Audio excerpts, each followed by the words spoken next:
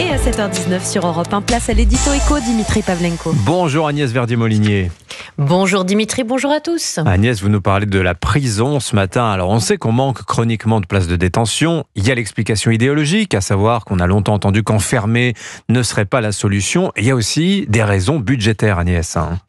Et oui Dimitri, on a beaucoup parlé ces dernières semaines du sous-investissement dans les équipements de défense en France et de l'État croulant sous les dépenses sociales et oubliant souvent ses missions régaliennes. On s'endette pour fonctionner et pas pour investir. C'est pareil pour les prisons, pour le pénitentiaire. En février 2012, souvenons-nous, la ministre de la Justice de l'époque, Rachida Dati, annonçait un programme de construction pour être à 80 000 places de prison en 2017. 13 ans après, nous ne sommes qu'à un peu plus de 62 000 places, alors que nous avons atteint les 80 000 détenus. Entre-temps, il y a eu Christiane Taubira, garde des Sceaux.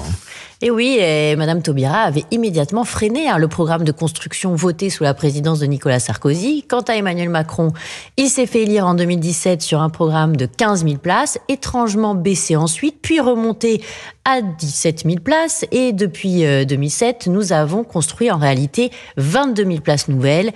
Mais en parallèle, 11 000 places anciennes ont été fermées en net. Ça fait pas lourd, de nouvelles places ouvertes. Résultat, on est à 127% de taux d'occupation des prisons, avec des taux locaux qui peuvent aller bien au-delà. Par exemple, 240% de surpopulation carcérale à Nîmes.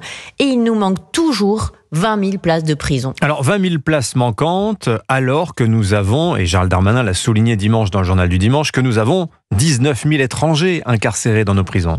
Et oui, plus de 24% de nos incarcérés sont des étrangers. Mais même si ces étrangers n'étaient plus incarcérés en France, à juste titre, nous serions toujours à 100% d'occupation des prisons. Donc, c'est pas vraiment une excuse à soi seul. Les budgets d'investissement dans le pénitentiaire n'ont pas été totalement investis. Ils ont été cannibalisés par la réhabilitation des places existantes. Et tous les programmes avaient été respectés à la lettre, on aurait déjà les 20 000 places en prison manquantes dont on parle.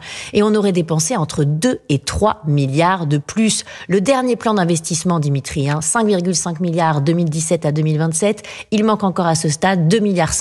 On prévoit d'ouvrir 9 000 places de prison pour la seule année 2027. On ne croit pas du tout que ce sera vraiment respecté. En réalité, on n'y voit pas clair. Il est temps d'avoir un vrai chiffrage en continu et une loi de programmation pénitentiaire. Signature Europe 1, Agnès Verdier-Molinier. Merci Agnès. Merci à vous.